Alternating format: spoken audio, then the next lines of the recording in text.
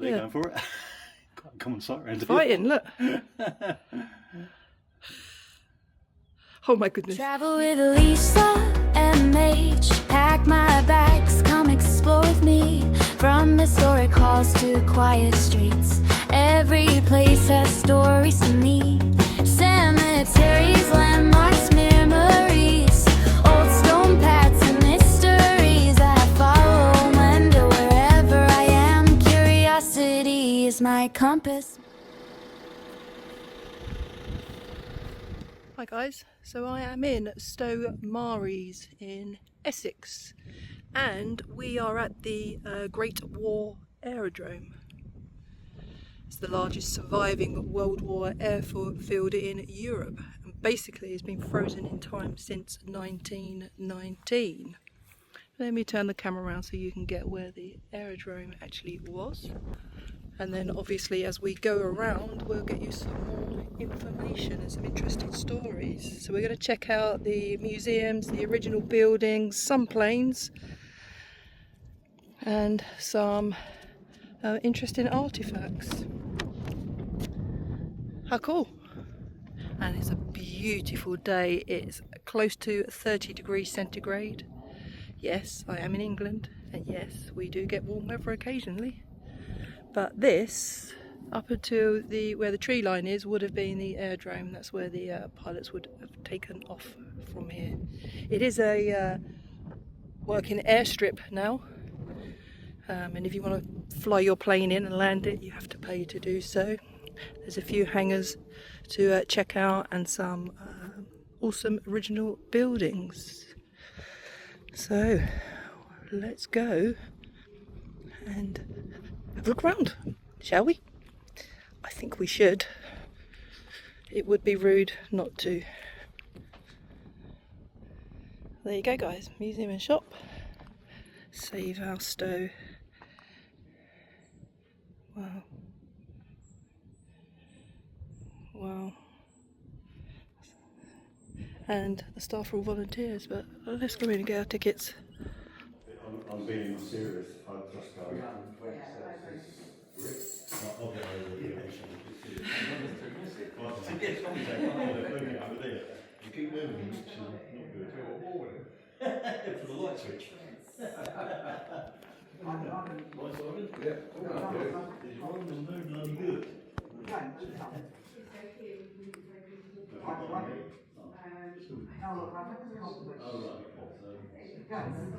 School building floor. Oh, man. I always wondered, sort of a weasel, one broken, brings us on to the next one.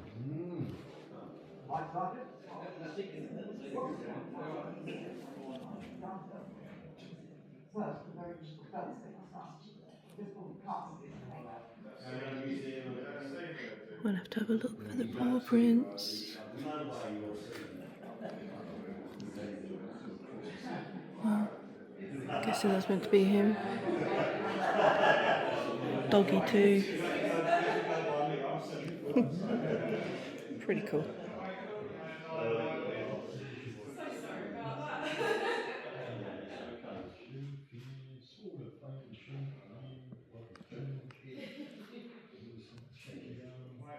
First, the very little felt thing undone. This was cut, it came out and fell on the floor. Then the left hand jump jam, the right one is very erratic, treated lucky. Now, I expect it to work next time. I will defer the whole jam. That's the tragedy of war, isn't it? Make sure they are right next time. That is just so sad. My goodness.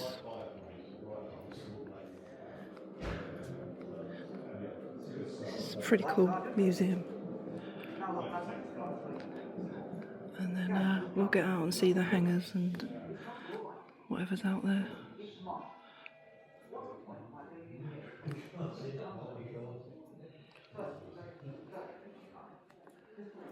Lots of displays, lots of information.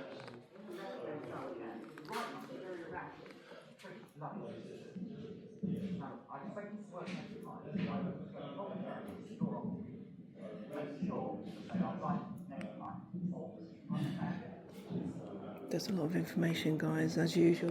Pause to read. Pause to read.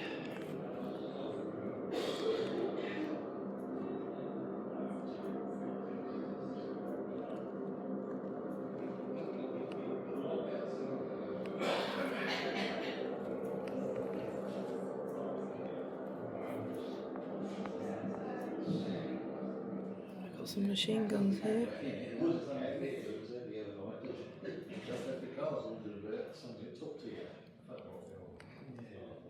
Let me see them behind the glass. Wow, look at that. It's a Lewis gun, British light machine gun. We go Vickers machine gun.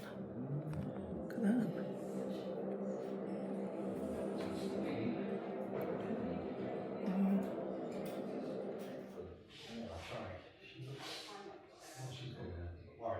She's got some of mine. Yeah, she's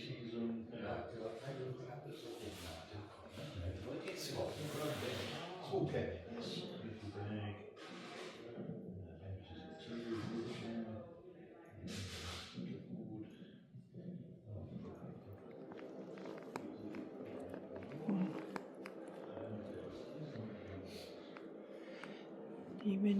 Munitions workers.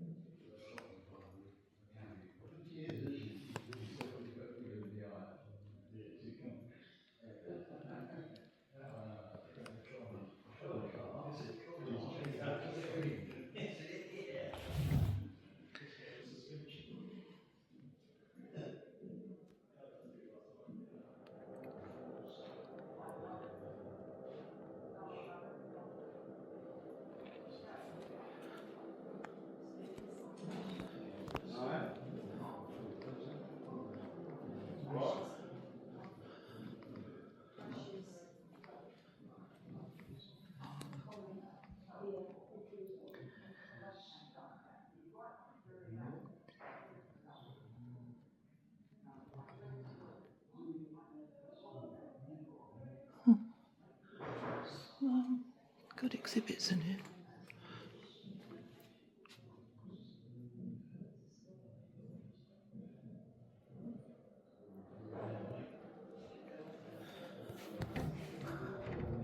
Wow.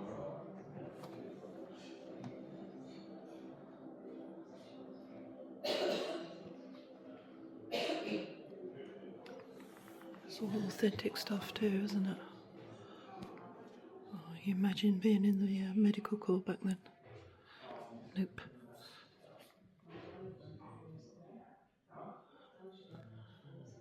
Wow.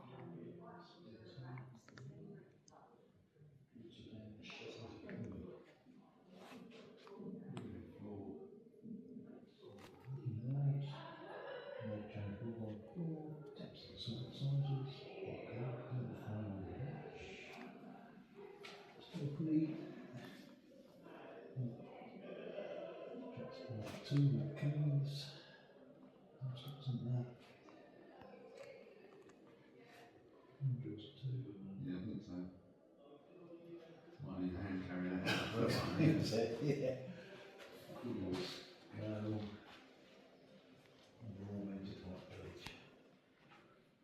This is pretty cool. I'm telling you. Look at that. Wow.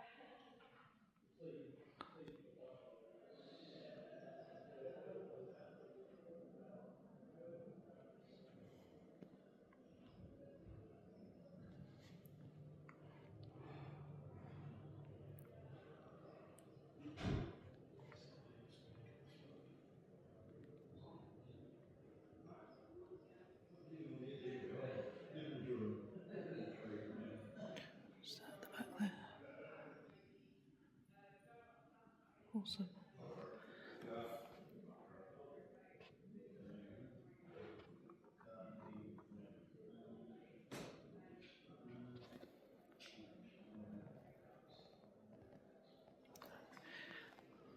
Wow.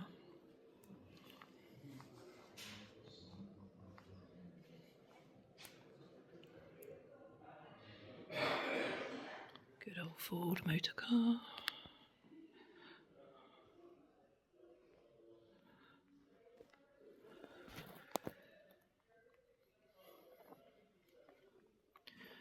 But the lighting's not great in here, guys. I'm doing my best for you to see.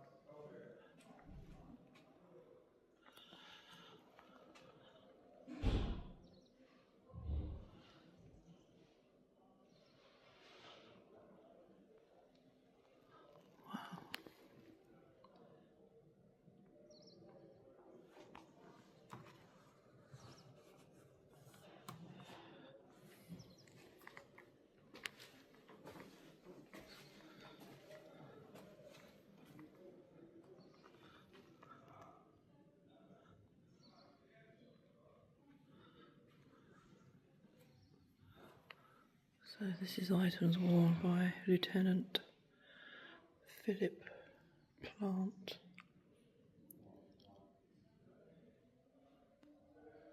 Wow. So much to see. So much information. I love museums like this. Some model airplanes.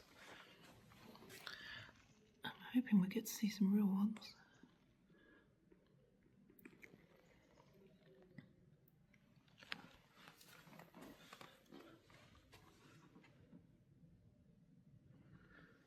It's pretty cool. I like that one. I like that one too. So that building's a mortuary. Or should I say was the mortuary. And then the blacksmith's workshop. Let's go check that out.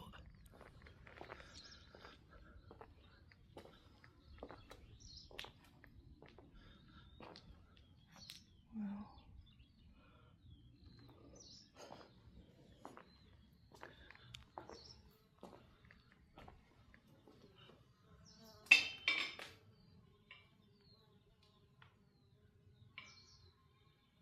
So I hear that fly buzzing around.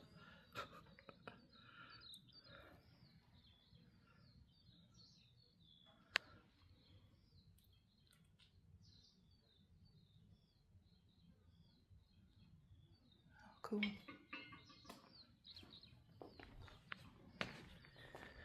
You could spend a good few hours here.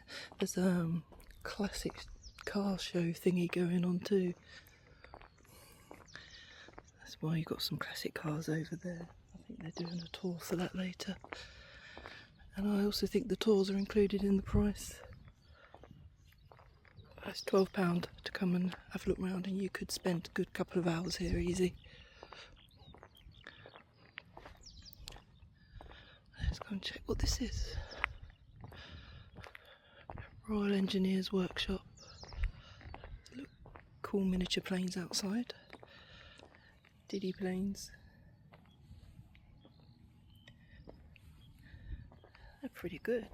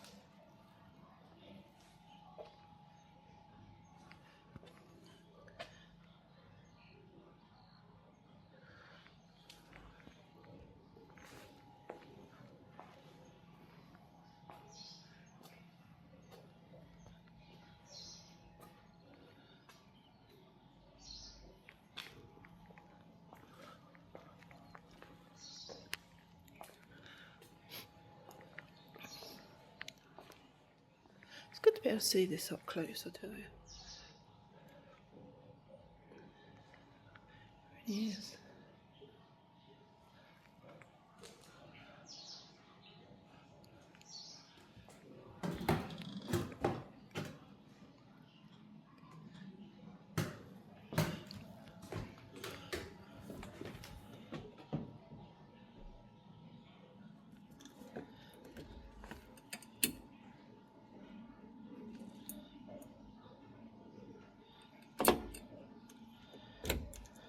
I assume that they have some display thingies on there where you can fly the plane. Not really flying the plane, obviously, because that would just be dangerous. You know what I mean.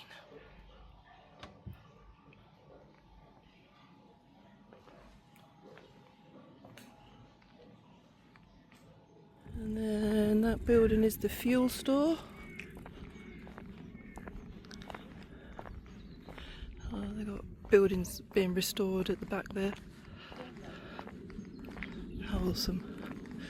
I'm really pleased that this has been unchanged since World War One. It wasn't used during World War Two. It wasn't modified for use during World War Two. So it was effectively abandoned. And it's just a little time machine, isn't it now? It's like stepping back to 1918.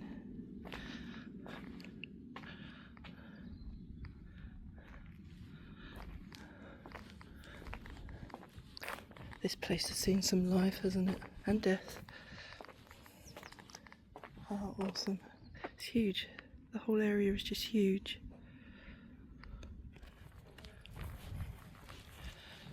So, buildings due for conservation.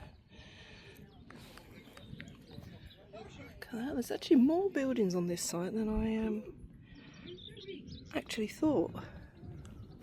It's huge. So the some of the buildings, like that one at the back there, I don't know if you can see it, it kind of looks in very poor state, doesn't it? It's kind of derelict, but they're going to be doing that up. That is awesome. And there's quite a few over there. Looks like something's been built there. Wow. And you know me, I like to explore everywhere, so the name liveth forevermore. It's a nice little memorial. Blooming phone. And then you can see the scaffolding around all of here. Looks like it's all been renovated. So there will be more, I guess, in the future to see. Definitely be more. Airman's Mess.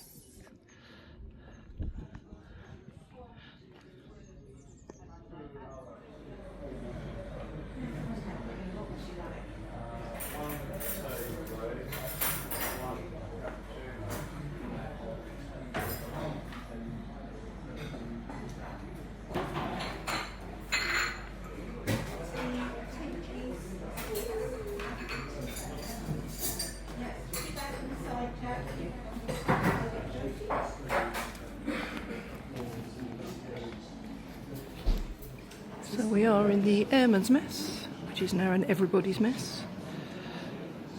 Turned it into a cafe.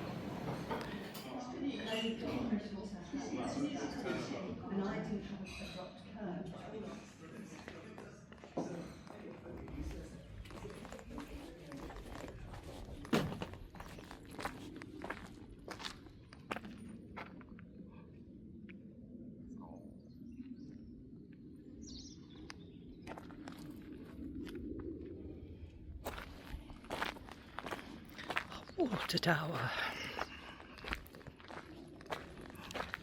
It's probably quite self-explanatory, isn't it? A nice little outdoor seating area. But this is the water tower. Or was, we should say. It was. How awesome, eh?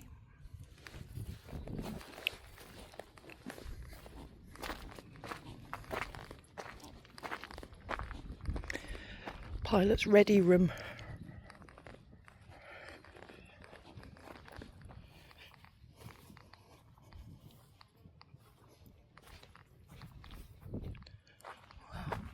I don't know if they're open. We can see. No. I think you can ask to go in there though.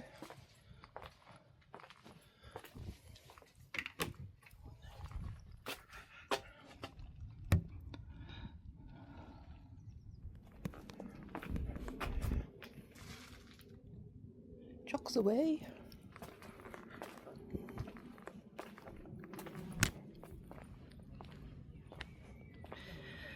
Administration Office, B Flight 37 HD Squadron.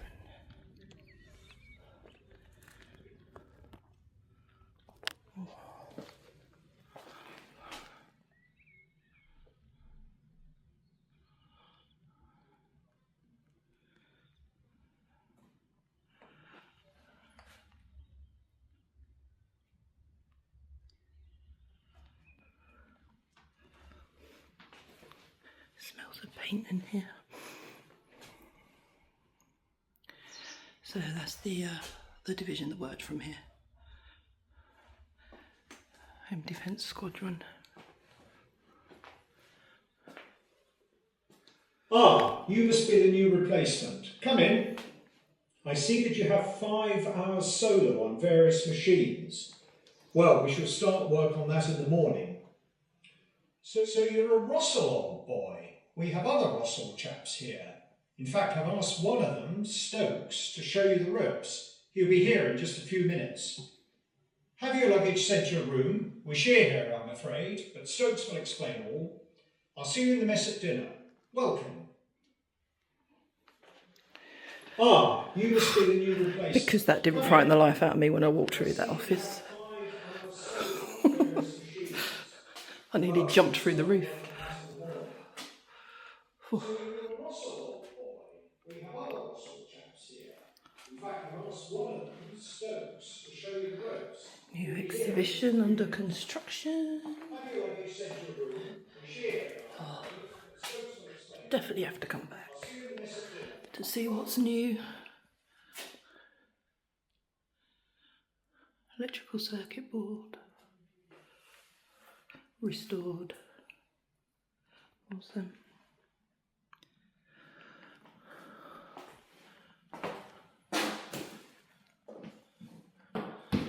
That says, flying in the war bred a new type of man, a man whose attitude to living and fighting was distinct from that of any other men in the war. We had tremendous isolation that drove us in upon ourselves. Spiritually and emotionally, we were shut in.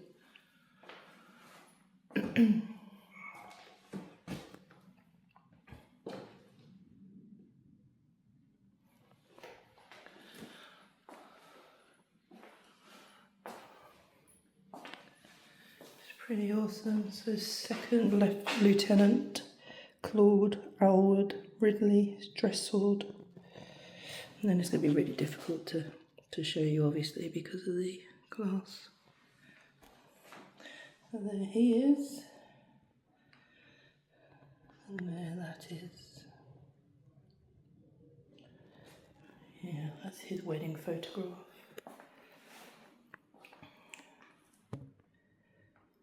His medal ribbons.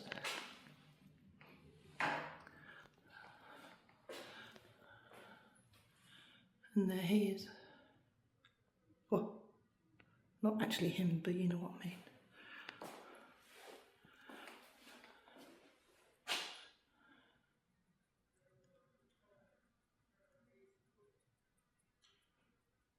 Wow.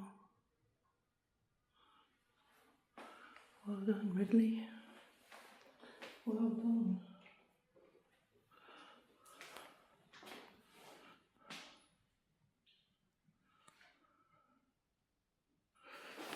Scary stuff.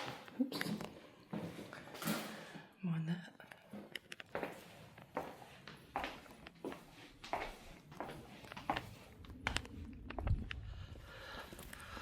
Oh, it's exciting.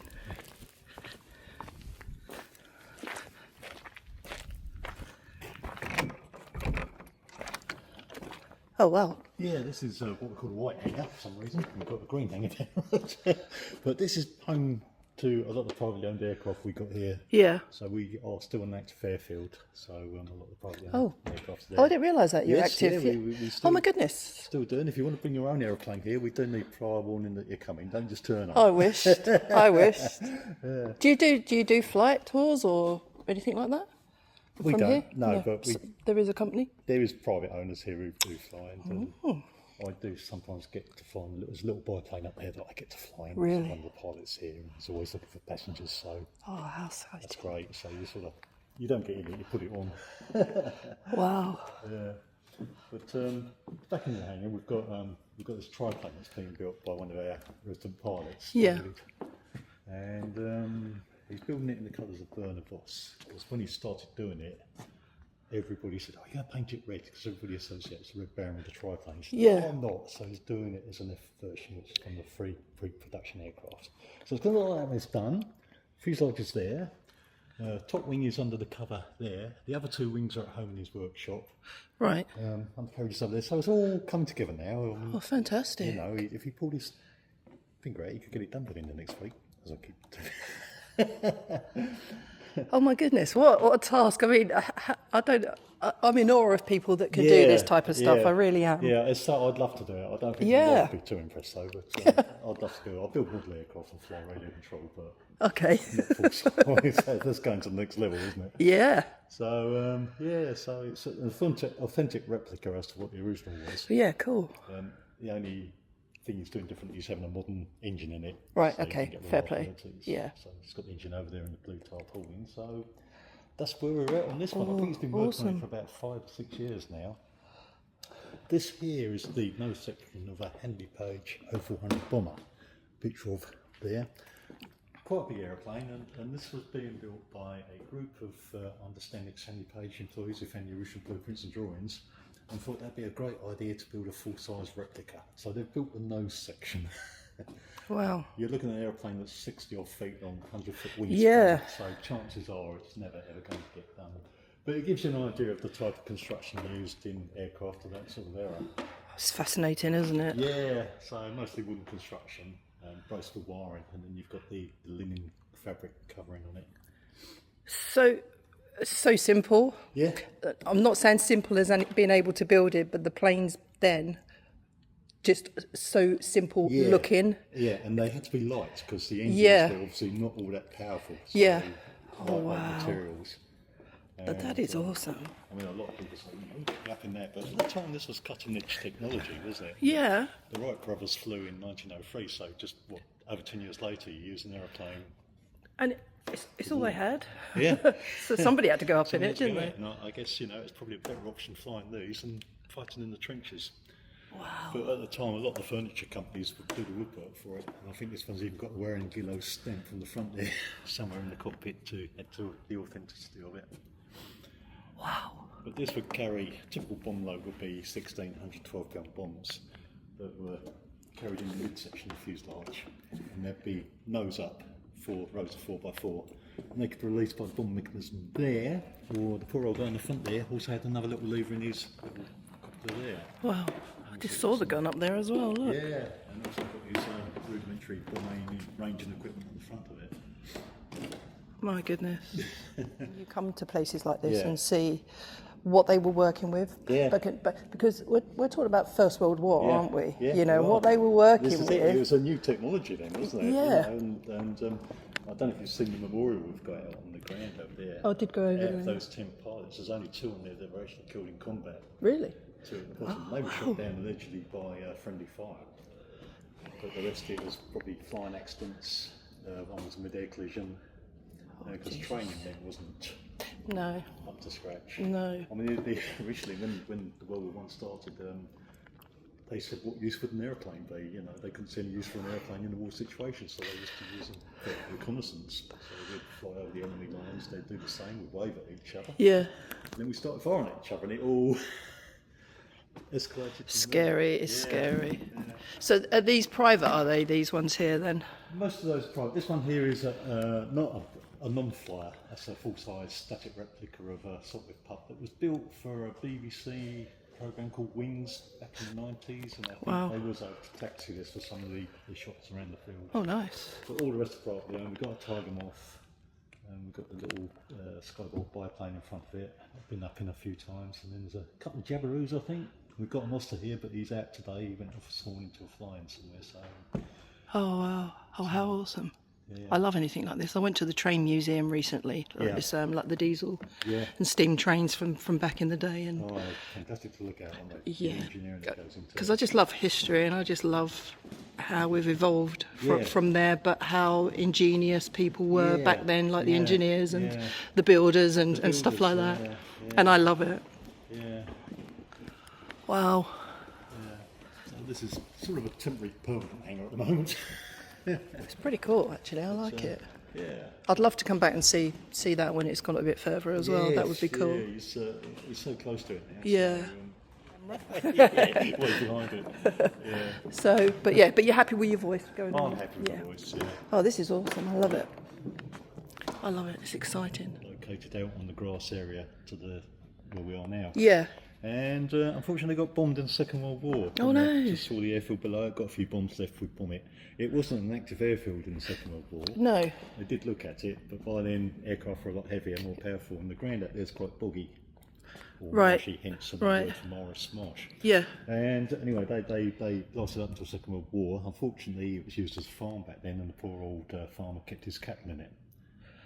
So he lost his cattle. And Oh, that's sad. compensation money they got, they built a bungalow, which is, well, we've got a bungalow the other side of the hangar. So that was Oh, built on interesting. the farm. So that way we've got a bungalow in the middle of the airfield that looks totally out of place to the rest of Oh, it. that's really interesting. So those buildings that are across the back there, are they original buildings? All the buildings are original. Yeah. So they're being restored, They've I been take it? restored, yeah. Oh, exciting. Yeah, it takes us time. And obviously, being listed buildings, we've got to be careful how we do it. Absolutely, yeah, for sure. Obviously, it takes a lot of time and money to do so. Wow. Yeah, and you come to this, like, someone with the hat on, they'll take you to the grain hangar Oh, awesome. and show you the planes in there. And if you come to this later on, we'll see if we can get some pilots. Oh, that's awesome. Thank you so much. You're What's welcome. your name? I'm Ken. I think. Ken. Yeah, can only get better. Very Good good. song now, isn't it? It would. Thank you, Ken. Appreciate You're you. Oh, so we have Zeppelin facts. Let's have a look at this.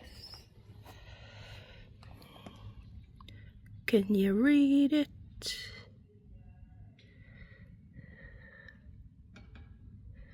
Wow.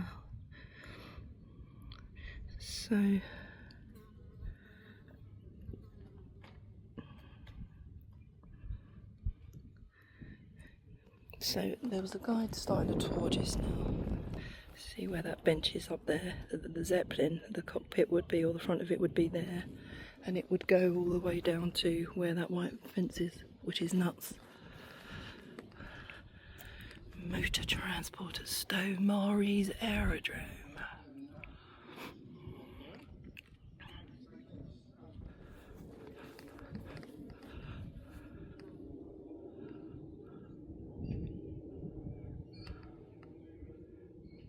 There's something about military vehicles, isn't there? Like the old military vehicles. Excuse me. Something about it.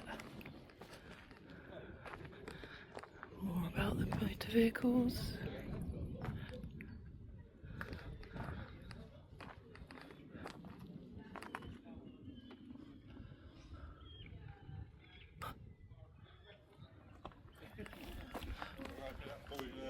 Thank you. We're going to go in the green hangar. Let's go, and then we'll come back and look at these vehicles. Oh, wow. And I wasn't expecting this. So the Avro 504 is an original, the other three are replicas. Cool. Look at these, that's amazing. Oh, little diddy one there. So 8,500 of these were built. There were just 11 survivors, Really? which only 4 are actually in this country. Oh, wow. Well, that's pretty cool. You've got one here then. And the only one that still flies is with the Shuttleworth Trust up in Bedfordshire. Right. Look at that. Oh, she's giving me goosebumps. I mean, basically it was used as a training aircraft. It first flew in September 1913. and he entered service as a trainer in 1915. And the final example was retired from RF Cranwell in 1932. Wow. It was used by 22 other countries, and licensed produced in Belgium and Japan. During the Russian Civil War, a number of these being used by the White Russians. Right. One crash landed and captured by the Reds, who used it as a template to build over 700 illegal copies. Oh my goodness. So the Russians had 4 million in those days. Wow. Post First World War, over 300 went on the civil register. And a number of them, including this example, rear cockpits converted to 2 seats. People toured the country of the aircraft offering joyrides. So for a lot of people in the interwar years, their one and only flight was in one of these. And one pilot took up over 91,000 people, mainly in a single aircraft. So they were pretty reliable. Wow. This particular one was put back into airworthy condition in 1950. It flew at the Farnborough Air Show in front of the King and Queen, because George VI learned to fly in that Avro 504. He was the first royal to have a pilot's licence. Fantastic. That was the last time it flew. Wow. So this could still fly though? Well, maybe. it's, as I always say, how much of the original by the time it's put back into airworthy condition, and who's going to pay for it. And more importantly, it's on loan to us from the RF Museum who have a policy of not flying aircraft. Oh, That how pretty cool. well sums that one up. Yeah. So, and these are replicas, you said? Yeah, these are replicas. Sopwith tabloid was never a common aircraft. Only approximately 40 were ever built. First flew November 1913. And the main claim to fame for the tabloid is that a float plane version of it won a Schneider trophy race in Monaco in April 1914, and an average speed of 86.7 miles an hour. Oh, wow. Oh my goodness. And that was built between 1976 and 1980. It did fly for about 15 months, and then it suffered a heavy landing, at which point they decided just to restore it to static condition. All right. So it has got an original First World War gnome engine and propeller, but it won't fly again. But it's nice to look at though, eh? Yeah, indeed. And the BE2 and the Albatross are what we call continuations. They are replicas, but they're 100% accurate in every detail. They're built to the original plans, using original materials, with reverse engineered engines. So for all intents and purposes, this is a late model BE2, that is a late model Albatross. Both Fantastic. built in New Zealand by a company called the Vintage Aviator, which Sir Peter Jackson, the film director, owns. They specialise in building 100% accurate flying First World War aircraft. So the Albatross is fully airworthy. It flew at our air show a few weeks back. The B2's got engine issues at the moment, but hopefully we'll be back into the air shortly. That is pretty awesome. I like the Albatross. Look at Well, that. it looks the part, but it actually had a serious structural problem. If you dived at too sharp an angle, they had a nasty habit of shedding their lower wings. And as that's a 100% accurate replica, it's got exactly the same structural issues. So when it's flown carefully. Yeah. Yeah, that could be a problem, losing part of the wings, eh? That is amazing. I like that. But the BE2, although it was designed as a reconnaissance aircraft, these are actually used here at Stow and at other home defence squadrons as night fighters. Flying a single seat, it's just a pilot in the rear cockpit. You have a Lewis machine gun like that firing up for the cutout and the wing at an angle. Once you got a phone call to say the Zeppelin was in the area, one of these would take off to try to intercept it. Right. 2 problems: maximum speed just 70 miles an hour, and it took a BE2 50 minutes to get to 10,000 feet. So you needed a lot of advance notice of a Zeppelin being around. Oh my goodness. They did shoot down 3 Zeppelins, but it has to be said it was more luck than judgment. Oh my goodness. Oh, the things they had to work with. That is just awful, isn't it? And that's a replica £112 bomb, and the original's over there. That's an original there, is it? My goodness. Oh, this is fantastic. Of course, this one has got a lovely face. 2 eyes, nose, and it's sticking its tongue out. Oh yeah, do you know what? Yeah, it has a 2. Look at that. Can you see the face? Good spot. I didn't even notice that. Wow, look at that. Imagine that dropping on you. Yes, I'd rather not. Nope. You can see the thickness of the metal. The shrapnel from that would rip through anything. And you can see why these cause so much damage, can't yes. you? You can see it when up close like this.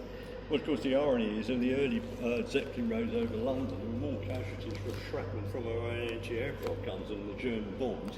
Wow. So everyone stood outside gawping up in the skies. Yeah. It took them a while to realise you did not want to be standing outside during a bombing raid. Mind you, it was pretty new for people, wasn't absolutely. it? That's the point. You know? No, totally. Yes. And that just shows you all the military airfields in this part of the country prior to the RAF actually coming to being. And of course, somebody had a sense of humour because the RAF came into being on April Fool's Day 1982. Oh my goodness, there is so many. Yeah.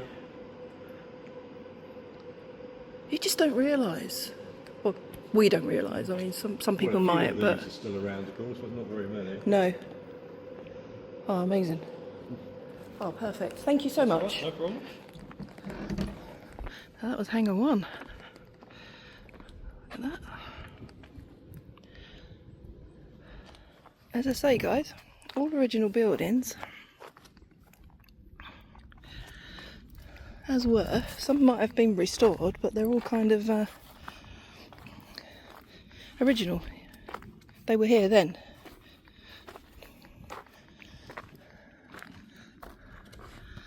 This one is full of water. Can you see? It's a little bit flooded, eh? I wonder why we don't get that much rain in England, do we? I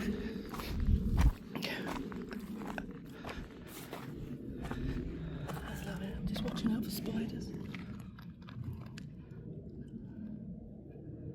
My goodness, that is wet.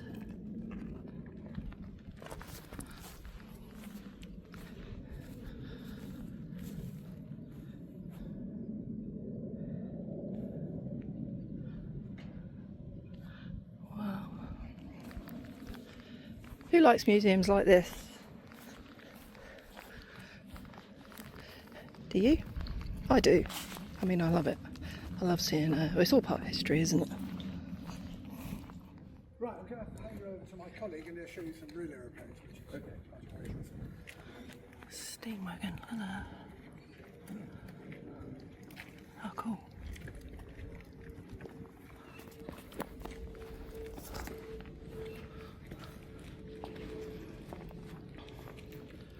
And I think on event days they bring these vehicles out for rides. They just probably ride them up and down here, but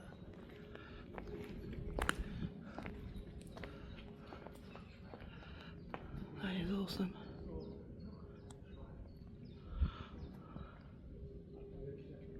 I love it. I love it. I kind of want to sit in there.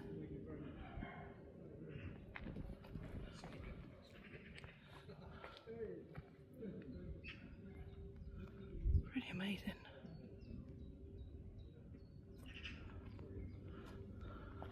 In my opinion.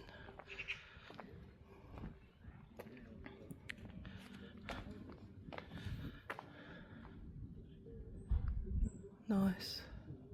It's called Beryl, that one there. Beryl. Hello, Beryl. That's Ingrid. Can't see what this one is called. No name. Oh no, it's got. It looks like Tilly. Is it Tilly? It's Tilly.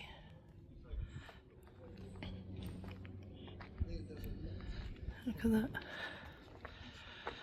National Transport Trust, Stow Armoury's Great War Aerodrome, operational 1916 to 1919.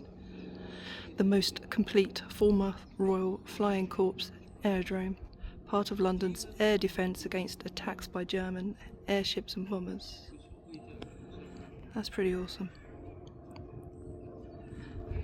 And as I said, it's forever evolving because there's going to be some restoration done in those buildings that we saw right at the back. Some of them were sort of looked in quite bad disrepair, but you know, they've done an amazing job here, and I have had some good fun hanging out here. So we're going to try and gain access to some of the doors that are locked, basically, and see if they'll let us in. They've also got like a nature thing here. I might as well talk about that while I'm here. So they have lots of events, they have nature walks, they have all sorts going on here. And the staff, and I've already commented this to them, each and every member of staff, if you want to call them staff, they're probably volunteers, I think they are all volunteers, are so damn friendly. You know, from the point of driving in and everywhere you go, they are so friendly, all of them.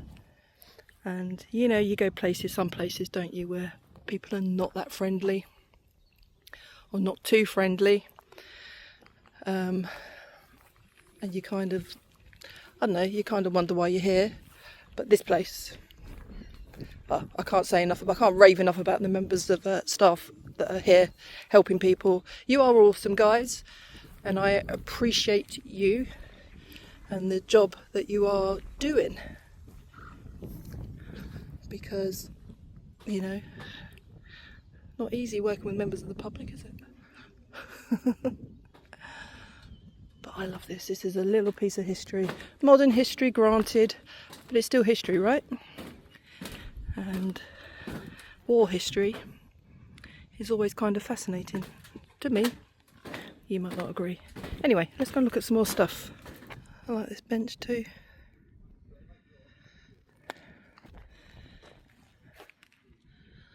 Pretty cool. So that bungalow there, that home, when the farmer whose cows got killed in the hangar, the wooden hangar, the cow he was using as a cow shed, when they got bombed and killed, he was given compensation, and he had that built. So the communications building, I just need to grab a member of the crew here so we can go and have a look inside. And the reason they keep some of them closed is because they don't want people just willy-nilly going in and wandering around, and in case there's any damage or anything gets lost or broken, you know, it's just precautionary. But all you need to do is grab a member of staff and you can go in there. I'm going to try and grab a member of staff. This memorial is dedicated in grateful memory to the officers, men and women of 37 Home Defence Squadron, Royal Flying Corps and later Royal Air Force who served in defence of this country from Stow, Marys, Goldhanger and Rochford aerodromes in the county of Essex from 1916 to 1919. And those who made the supreme sacrifice. Wow. Rest in peace, soldiers. Rest in peace.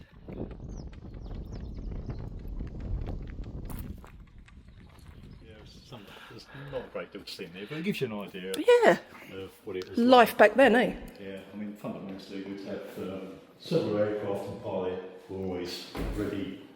How's he getting? Oh, come on, little bird. This way. Oh, that's him. Look, keep all there. That's it. That way. No, Nearly. Come on. Oh, he's getting himself a little bit confused, aren't you? It's okay. So, this was built as a home defence airfield. I don't know if they told you this originally. So, threat against the Zeppelins, and the way it worked was like ships out in the channel or whatever would send a signal, Zeppelins going in on their way into London, so they'd signal War Office in London, and signal for Squadron headquarters at Wood and Water. And then we get to here, by that time the Zeppelins had gone in and dropped their bomb load and were gaining height. Coming out. So they'd scrambled planes. Now, I don't think you've been in the green hangar. Did you go in the green hangar? I did go in there, yeah. So the aircraft we had with the B-2s, mainly the big green one. Yeah. Not like an agile aeroplane by all means. So they'd scramble those, and that would take about 40-50 minutes to get up to altitude, and then you've got to go and try and find the Zeppelin. And this is night time. He's on his own. Didn't have radios, even though radios were in their infancy back then. The weight of the equipment was so much that they tended not to put them in. So once you left there, you was on your own. So you go and find your Zeppelin. It's not there. You've got to try and shoot it down. Wow. So Zeppelin, 600 feet long. The inside of the Zeppelin was full of gas bags made up of cows' intestines, full of the gas, and the bullets will probably pass straight through it. They can make repairs as they were going along. So until they got the explosive ammunition that exploded on impact, that's when they could do a bit of damage to them. Wow. So I'd imagine if it was authentic, it'd all be covered up anyway, wouldn't it? But all right, so that's the airfield there then. that's the airfield. And has that always been that part there? The aerodrome. The aerodrome. Yeah. Then it was an aerodrome. Aerodrome, yeah. The reason being was back then, the airfield has designated runways, and an aerodrome was just a large open space. Took off where they could. The reason being is aircraft were light, very underpowered, and you'd always have to land and take off directly into wind. So whatever way the wind was blowing, you'd line the plane up and take off into wind or land directly. Oh my goodness. There is so many factors, isn't there, to what they had to deal with. Yeah, I mean nowadays we've got two designated runways. And it was looked at for the Second World War. I think the American Air Force did look at it. Yeah.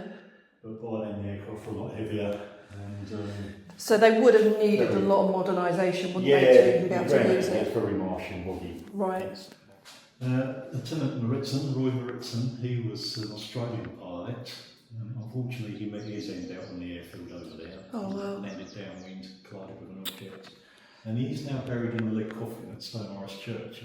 His parents came over in 1921, I think it was, with the intention of taking his body back to Australia. And after visiting the area, they felt it's so peaceful around here, we're going to leave him be. Oh, bless his heart. He's still there. That's hard for a parent to make that decision, isn't it? Because he's so far away from them. Maybe he was so far away from them. But I was supposed to come here and see where he served and what it's like. Oh, wow. Yeah. So originally the airfield would have been gone out to those tree line over there, so it would have been twice the size of what it is now. Oh, okay. Wow. You notice there's a gap in the tree line over there. We call that Mucklow's Gap. Would you call it what, sorry? Mucklow's Gap. Okay. One of the points there. Two hairs. There we go, they're going for it. Come on, sight around fighting, look. Oh my goodness. You do nature stuff here too, don't you? We do, yeah. We got owls here. We had one fly over this morning, a barn owl, nice white barn owl. Oh, fantastic. And he actually, not very often do you see them, but he sort of flew up the driveway there. And they're gone. But yeah, the gap, we call it Mucklow's Gap. And apparently he crashed over there, again landing downwind and hit an object, plane burst into flames. They dragged him out, unfortunately he passed away, but the vegetation's never grown back. Because of that crash? Yeah, so we called it Mucklow's Gap. Oh, wow. And one of his claims to fame was he'd fly over to the Tiptree Jam Factory, which is just down the road from here. Yeah. And he'd have a little pendant in his plane with all his orders on it. And he'd drop it over the factory.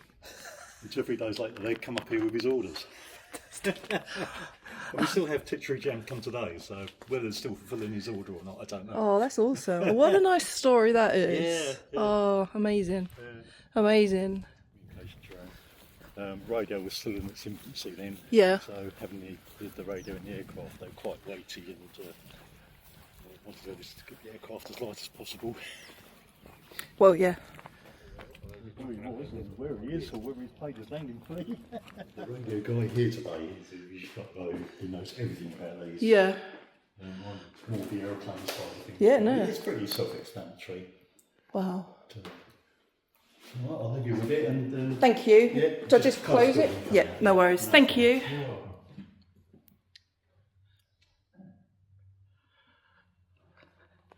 See? So helpful. So amazing. Wow.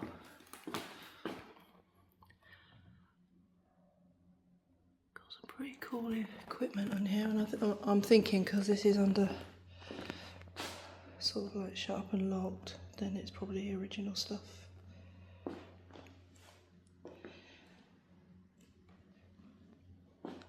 It's just the information about them, and then I'll show you, walk back showing you what they all are.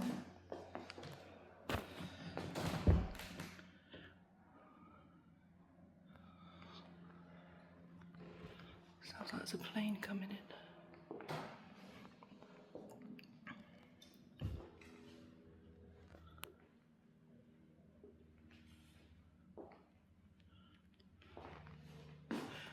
I kind of like some of the stories you're hearing about how long it took the planes to get up. There was no radio contact, and you know, I'm surprised these guys. Hunt the cat. See those paw prints there? Where's the station cat?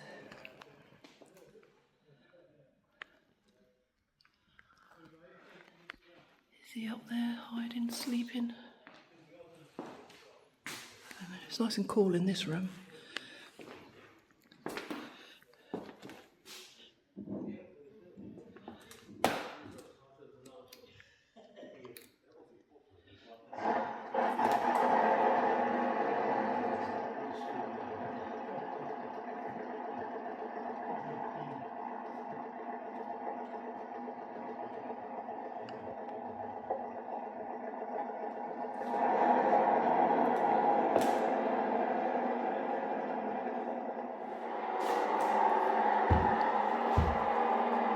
Look at this old equipment.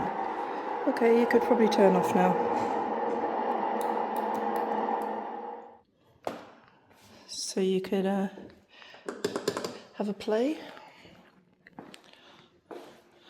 Field telephone, which is there.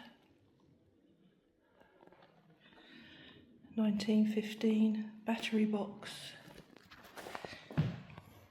Look at that. Can you bring the others? We're getting ready to talk. Wow, I love it. Airborne receiver.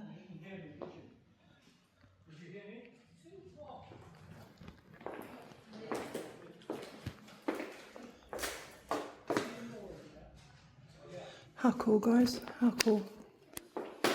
Oops, my finger's out the way, but this is pretty awesome, isn't it? Some of this old equipment. Lots of information for you to read, but there we go. Awesome, awesome, awesome, awesome. Alright, I'm going to walk up the back again because I want to show you a couple of bits.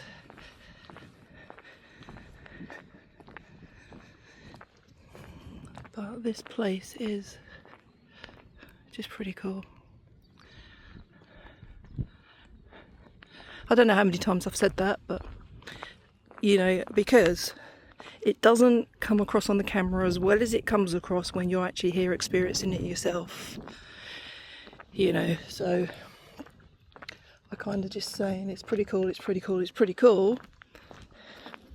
Because it is, and probably not so much where you're viewing it on the camera now. But if you like military history, if you like airplanes, if you like aerodromes, if you like history, there's no reason you wouldn't like this place.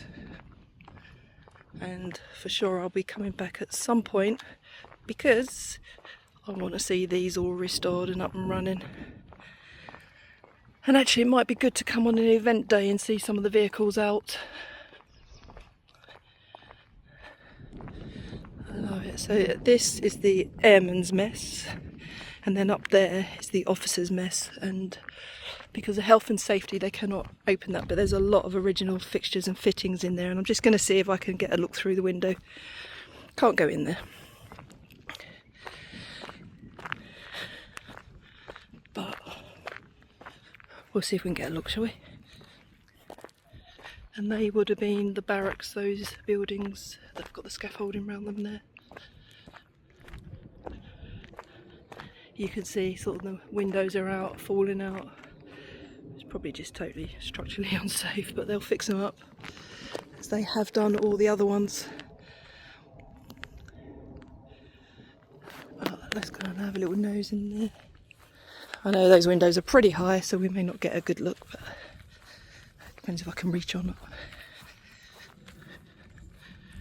But yeah, this would have been, or was, the officer's mess.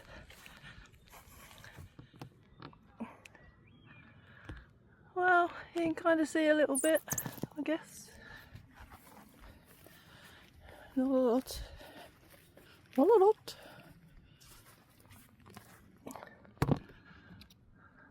Wow, look at that. I love it. probably kind of pretty untouched, eh? Pretty cool. Yes, that pretty cool again.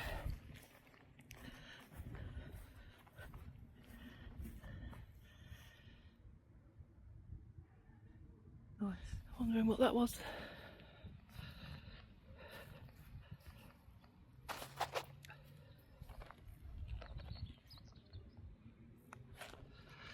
You can't really see too much.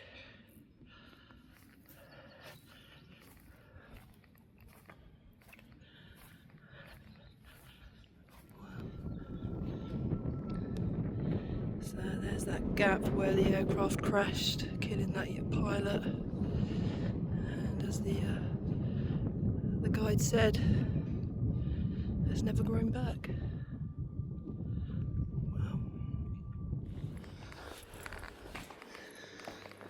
This is where you come and get your tickets.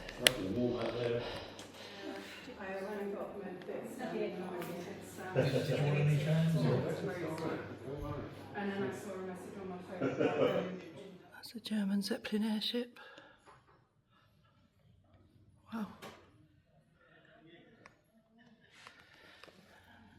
That's some Zeppelin remains. Crikey. And damage caused by a Zeppelin raid. So guys, what did you think of this place? What a cool museum.